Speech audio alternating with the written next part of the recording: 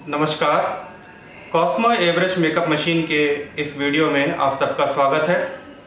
इस वीडियो के ज़रिए हम आपको कॉस्मो एब्रश के सारी इन्फॉर्मेशन देने की कोशिश करेंगे और इसको मशीन को किस तरह से यूज़ किया जाता है, कैसे चलाया जाता है। कोशिश करेंगे कि आपको ये भी बताएं कि इसमें अगर कोई छोटी मोटी प्रॉब्लम आ जाती है तो उसको आप अपने लेवल पर कैसे ठीक कर सकते हैं। नॉर्मली इसमें कोई मेजर प्रॉब्लम आती नहीं है। अगर छोटी मोटी आ भी जाती है तो आप इसको अपने लेवल पर अपने ही पार्लर में खुद इसको ठीक कर सकते हैं। वो सारी जानकारी हम आपको देंगे। इसमें कंप्रेसर के बारे में, हाउस पाइप के बारे में और गन के बारे में पूरी डिटेल नॉलेज है। आप इस वीडियो को ज़रूर देखिए और हो सके तो लाइक, शेयर और कमेंट भी कीजिए। देखिए, ये हमारी मशीन का बैग है। कई जगह पे अलग बैग में भी मशीन मिलती है हमारी, जिसपे कॉस्मो ऑलरेडी प्रिंटेड होता है बैग के ऊपर ही। वो भी हमारी ही मशीन है। हमारे डिस्ट्रीब्यूटर्स अपने लिए स्पेशली बैग मंगवाते हैं तो हम उनको उस प्रिंटेड बैग में देते हैं। अदरवाइज नॉर्मली हमारी इस रेड बैग में या मैरून बैग में मशीन आती है।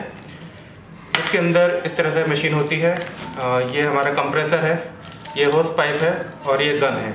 ये तीन चीज़ें होती है हमारे कॉस्मो एब्रश मशीन के कंप्लीट सेट के अंदर। अब मैं एक एक करके सारे पार्ट्स के बारे में सारी जानकारी दूंगा। ये हमारा कंप्रेसर है। इसमें भी दो वेरिएंट होते हैं, एक विदाउट स्पीड कंट्रोलर और एक with speed controller. Without speed controller होता है जिसमें आप स्पीड को कम ज़्यादा नहीं कर सकते। ये मैक्सिमम स्पीड पे चलता है, जो कि आपको बेस लगाने के लिए या ब्लशर लगाने के लिए सही है। अगर आप एयर ब्रश से ही लिपस्टिक और आई मेकअप करना चाहते हैं तो उसके लिए स्पेशली कंप्रेसर में एक स्पीड कंट्रोलर लगाया जाता है, जिससे आप एयर स्पीड को कम कर सकें। उससे आप आई मेकअप और लिपस्टिक इजीली क्लियर कर सकते हैं। 90% लोग जो एयर ब्रश यूज़ करते हैं वो बेस और ब्लशर लगाने के लिए ही यूज़ करते हैं, तो उसके लिए ये कंप्रेसर ठीक है। ये होस पाइप है। इसमें दो एंड होते हैं, एक एंड कंप्रेसर में जाता है और एक एंड जो गन में लगता है। तो ये है एंड जो हमारा कंप्रेसर के अंदर जाएगा और ये एंड जिसमें पेच लगा हुआ है ये गन में लगेगा। ये गन में ऐसे स्क्रू हो जाता है।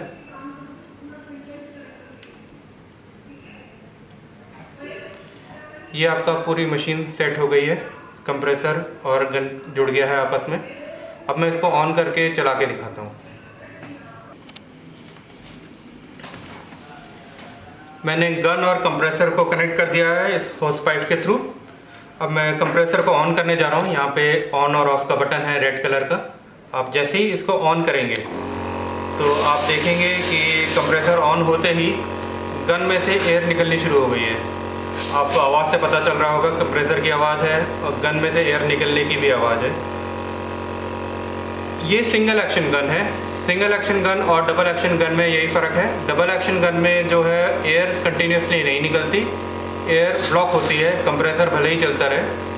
उसमें यहाँ पे दो एक्शन होते हैं, एक नीचे दबा के पीछे खींचना होता है, वो डबल एक्शन होता है। ये सिंगल एक्शन गन है। सिंगल एक्शन में सिंपल होता है, आसान होता है, मेकअप करना आसान होता है, इसको यूज़ करना आसान होता है। आपने इस ट्रिगर को सिर्फ आगे पीछे करना है। अब जैसे ही इसको पीछे खींचेंगे तो उसमें से प्रोडक्ट निकलेगा। जितना ज़्यादा पीछे खींचेंगे उतना ज़्यादा प्रोडक्ट निकलेगा। तो अब मैं इसमें प्रोडक्ट डाल के दिखाता हूँ। मैं इसमें बेस नहीं डाल रहा हूँ, मैं इसमें ऑयल डाल रहा हूँ ताकि आपको पता चले कि इसके अंदर से प्रोडक्ट निकलता कैसे है। ये हमने थोड़ी बहुत बूंदे ऑयल की डाली है। मैंने कंप्रेसर ऑन किया। अभी इसमें से प्रोडक्ट नहीं निकल रहा है क्योंकि मैंने ट्रिगर को खींचा नहीं है। ट्रिगर जब मैं खींचूंगा प्रोडक्ट उसके बाद ही निकलेगा। अब आप जैसे देख सकते हैं, मैंने ट्रिगर को पकड़ा है फिंगर से और इसको मैं धीरे धीरे पीछे खींच रहा हूँ। जब मैं इसे पीछे खींच रहा हूँ तो इसमें से प्रोडक्ट निकल रहा है, ऑयल निकल रहा है। आप देख सकते हैं, इसमें आपको कैमरे में दिखाई देगा। आवाज़ से भी पता चल जाता है कि ऑयल निकल रहा है। ये देखिए, तो ये सारी की सारी कंट्रोलिंग आपकी इसी ट्रिगर पर होती है। बहुत ही सिंपल है इसको यूज़ करना। अब इसके अंदर आप बेस डालिए, ब्लशर डालिए, जो भी प्रोडक्ट आप यूज़ करना चाहते हैं आप कर सकते हैं। इसके अंदर डाल के आप इसको ऑन करके बस आपने ट्रिगर को खींचना है। जितनी ज़रूरत है उतना पीछे खींचना है और आपका एयर ब्रश मेकअप इजीली हो जाएगा। अब मैं आपको गन खोल के दिखाता हूँ कि गन के अंदर क्या क्या पार्ट्स होते हैं और इसमें क्या क्या प्रॉब्लम्स आ सकती है अगर कभी आती है, और उसको आप कैसे सॉल्व कर सकते हैं। ये देखिए कॉस्मो की गन है। इसके मैं अभी पार्ट्स खोल के आपको दिखाता हूँ कि इसके अंदर क्या क्या है, किस तरह से ये गन बनी है और इसको किस तरह से यूज़ किया जाता है। ये उसका ढक्कन है जो कि आपने ऐसे निकाल दिया।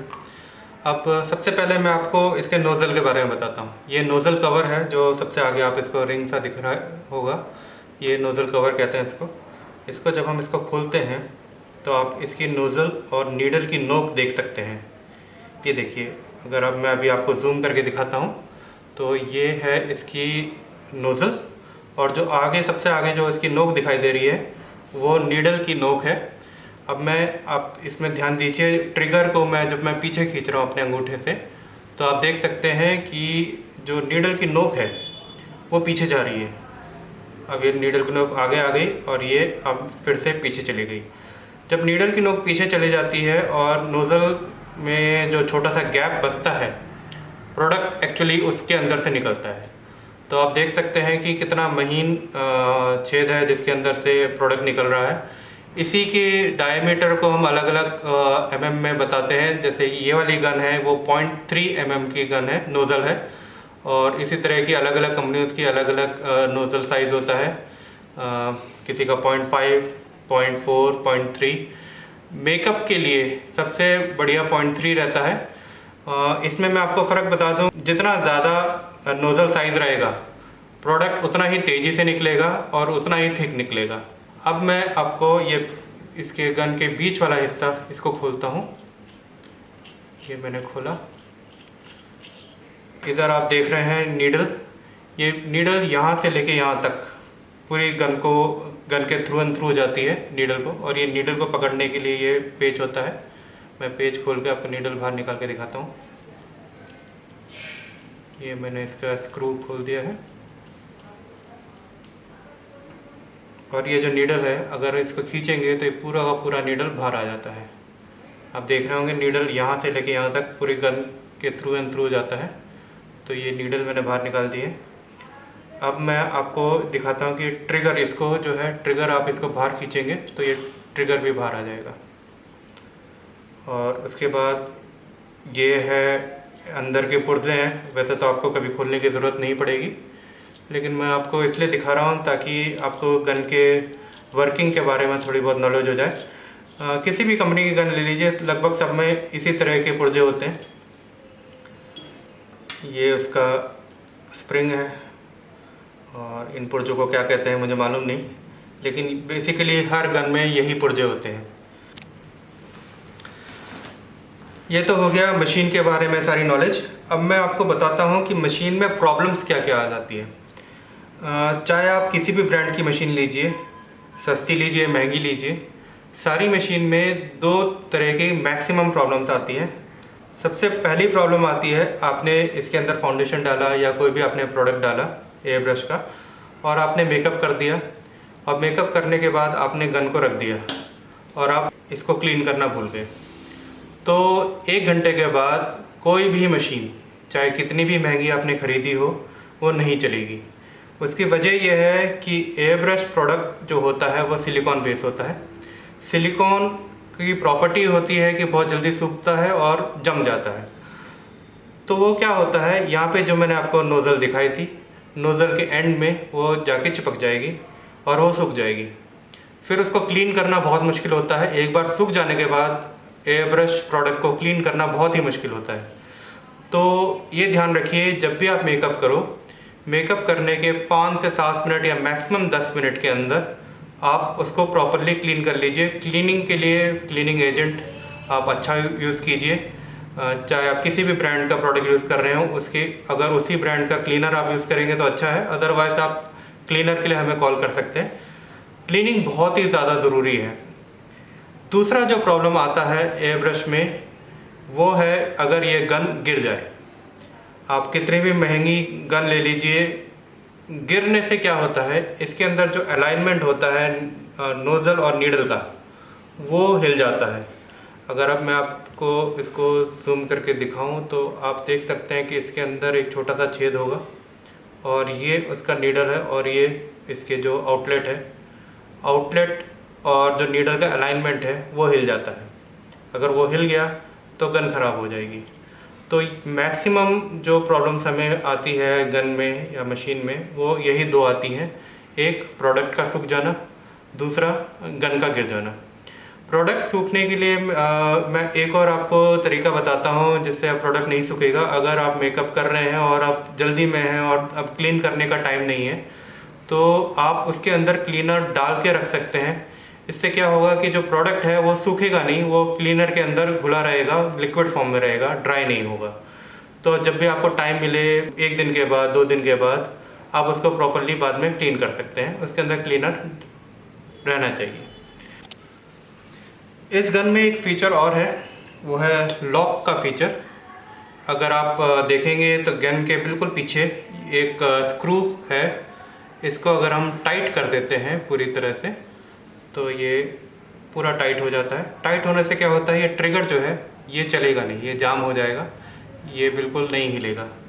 ये लॉक है गन का। अगर आप इसको कहीं रखते हैं और कुछ लोग बच्चे या कुछ छेड़ते हैं तो वो उसको चला नहीं पाएंगे। और इसको अनलॉक करने बहुत आसान तरीका है, आप इसको बस लूज़ कर दीजिए। ये जितना ज़्यादा पीछे जाएगा ट्रिगर भी उतना पीछे होने लगेगा। तो ये एक फ़ीचर है। अब मैं आपको बताता हूँ कि आपने मशीन ले ली या आप लेना चाहते हैं लेकिन आप ये डर रहे हैं कि इसको यूज़ करें, कैसे भी यूज़ करें, प्रैक्टिस कैसे करें और ट्रेनिंग कहाँ से लें। तो मैं आपको बताना चाहूँगा एयर ब्रश यूज़ करना बहुत ही आसान है। आपको इसके लिए कोई फॉर्मल ट्रेनिंग लेने की ज़रूरत नहीं होती। आप मेकअप आर्टिस्ट हैं, आपको पता है कि फाउंडेशन कैसा लगता है, बेस कैसा लगता है, ब्लशर कहाँ लगता है, हाइलाइटर कहाँ लगता है, वो सारी चीज़ें आपको पता है। बस यही है कि वही चीज़ आपने एयर ब्रश गन के थ्रू करना है। तो उसके लिए प्रैक्टिस करने के लिए मैं आपको एक बहुत ही सस्ता, सुंदर और टिकाऊ रास्ता बताता हूँ। आप मशीन में प्रोडक्ट मत डालिए, कोई भी बेस मत डालिए। आप इसके अंदर डालिए किसी भी पोस्टर कलर को पानी में घोल के उसको पतला कर लीजिए। कोई भी कलर हो, बच्चों का जो पोस्टर कलर होते हैं उसको पतला कर लीजिए पहले और उसको इसके अंदर डालिए। उसको आपने डालने के बाद आप मशीन को इसको प्रैक्टिस कीजिए ऑन वाइट पेपर। आपने वाइट पेपर लेना है और उस वाइट पेपर पे आपने स्प्रे करना है और आपका मकसद ये होना चाहिए जो वाइट पेपर है पूरी तरह से इवनली स्प्रे हो। जो भी कलर आप यूज़ कर रहे हैं वो अच्छे से लगे और बराबर लगे पूरे पेपर पे। ये बहुत ही आसान तरीका है एयर ब्रश मशीन सीखने का। आपको ये चीज़ कोई भी कंपनी नहीं बताएगी क्योंकि उनको ट्रेनिंग के भी पैसे लेने होते हैं और बहुत सारे ट्रेनर्स इसके बहुत ज़्यादा चार्ज करते हैं एयर ब्रश सिखाने के। 5-5, 10-10 दिन का कोर्स होता है। इतना पैसा लगाने की ज़रूरत नहीं होती एयर ब्रश में। आप खुद ही प्रैक्टिस करेंगे, खुद ही चलाना सीख जाएंगे। शुरू में थोड़ी गलतियाँ होगी, शुरू में कुछ पैचेस आएंगे, कुछ कमी रहेगी, लेकिन वो जैसे जैसे आप प्रैक्टिस करते रहेंगे, जितने ज़्यादा आप मेकअप करेंगे, जितना ज़्यादा आप ऑन पेपर इस पे जैसे मैंने कहा पोस्टर कलर से आप स्प्रे करेंगे या अपने ही पार्लर में लड़कियों पे या अपने फैमिली के ऊपर उसको यूज़ करेंगे, 2, 3, 4 के मेकअप के बाद आपका हाथ सेट हो जाएगा। उसके बाद आप डायरेक्ट लाइन पे कर सकते हैं। तो एयर ब्रश करना इतना मुश्किल नहीं है, आप ज़रूर कीजिए, यूज़ कीजिए मशीन को और चलाइए। अगर कोई भी दिक्कत आती है आप हमारा कॉन्टैक्ट नंबर आपके पास है, आप इस नंबर पे कॉल कर सकते हैं। यहाँ पे नीचे हमारा नंबर दिया जा रहा है, आप यहाँ पे कॉल करके मशीन के बारे में, प्रोडक्ट के बारे में या किसी भी तरह की अगर आपको कंप्लेंट है, सजेशन है, आप इसमें ज़रूर बताइएगा। और इस वीडियो को शेयर, लाइक और कमेंट ज़रूर करें और आगे लोगों तक इसकी इन्फॉर्मेशन भेजते रहिए, बताते रहिए लोगों को। Thank you very much.